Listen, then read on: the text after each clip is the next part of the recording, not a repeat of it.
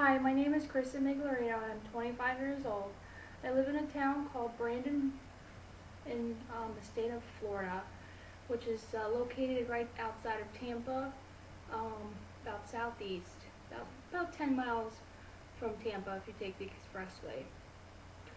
Um, the reason why I'm taking this speech class online at Hillsborough Community College is it's one of my prerequisites for St. Pete College.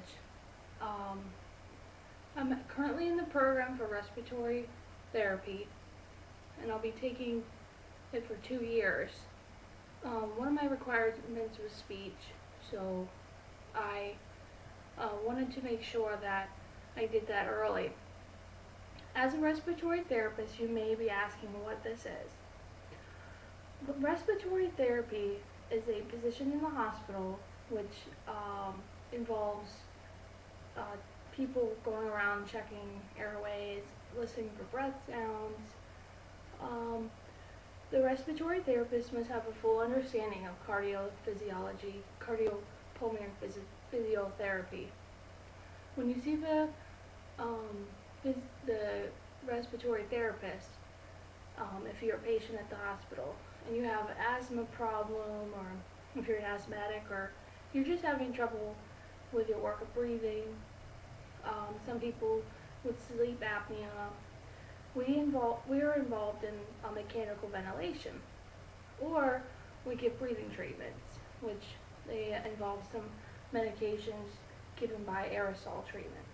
They look like small MDIs, or which are little spacers, that puffers people call it.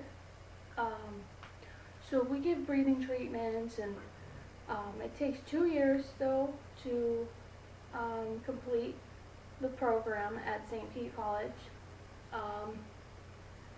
And after you're finished, when you graduate, you have to go for your boards. It's called the NBRC, which stands for the National Board of Respiratory Care. It's a pretty intense program. I would say we started out with 25 people and now there's only 13. So it's mechanical ventilation is what we lost a lot of people in. What mechanical ventilation deals with is we will also known as life support. People call it life support. Mechanical ventilation, or i.e. life support, deals with the machine that's next to the patient's bed. You'll see a circuit running to the patient's neck if they have a trach, or through their mouth. If you had surgery or any type of procedure that you run under anesthesia, they do that because your lungs don't work as well when you're put out like that. I really enjoy respiratory. I found the field when I was a nurse's aide at a Sarasota hospital. I was doing some patient care, and I would always see the therapist walk in, give the treatment, and then get paged overhead or on their walkie-talkie on their hip to a code, which is some kind of life-threatening situation going on in the hospital somewhere. So what I enjoy is that they're everywhere. Everything, every hour, every minute is different. Every person is always going to be different. So it's just something about that intrigued me. So I'm finished my third semester in the program, so I have about 3 to 4. I have 4. There's really 6 semesters. The first 2 I went through, so I'm on the 3rd semester. But then they count a clinical semester, which is at the end of the 2 years. You go to the hospital and you're on your own, but there's still a therapist there shadowing you. So I still have a little while to go. On my free time when I'm not studying, which is very less and less every day, I enjoy going to the movies with my fiance, or playing with the cats at home and relaxing. Maybe even painting. I enjoy to paint. So those are really my hobbies. I also like to bike ride and go swimming when it's a good day, good hot day outside like right now. Excuse me. I also like to go over my fiance's parents' house and have some dinner and just relax with family. That's my family close by. My mom and dad live in New York. They moved there about a year ago now. They live on Lake Ontario. Um, so I go up to visit them when I can.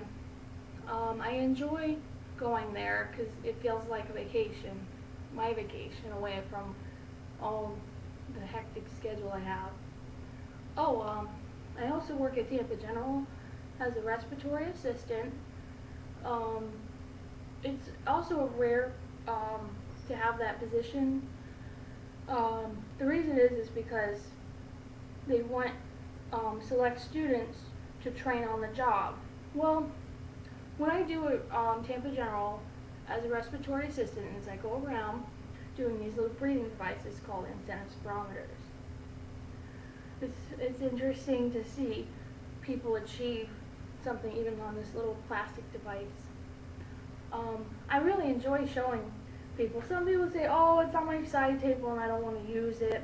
Others say, oh yeah, this is great. You know, I feel it in my lungs. Its job is to exercise the lungs and prevent pneumonia in a term called atelectasis. But I'll probably discuss that in my next topic. Going back to my family, I was born and raised in Florida. I was born in Oklahoma, but I was moved here when I was 1. I lived here for about 12, 13 years when I moved to Atlanta with my parents. And then we moved back to Florida. We lived in Sarasota for about 2 years, and then they moved up to New York. So I miss my parents, but I do talk to them every day. I actually talk through video, like I am doing right now, and it's great. I'm enjoying life. It's very fast-paced. I recommend to anybody who's in a program that if they're going to do something, you do your very best, do it all.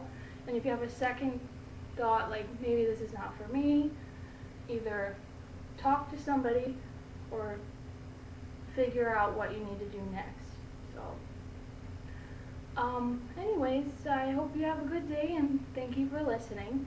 I'm signing off right now. I'll probably talk to you soon. Thanks. Bye.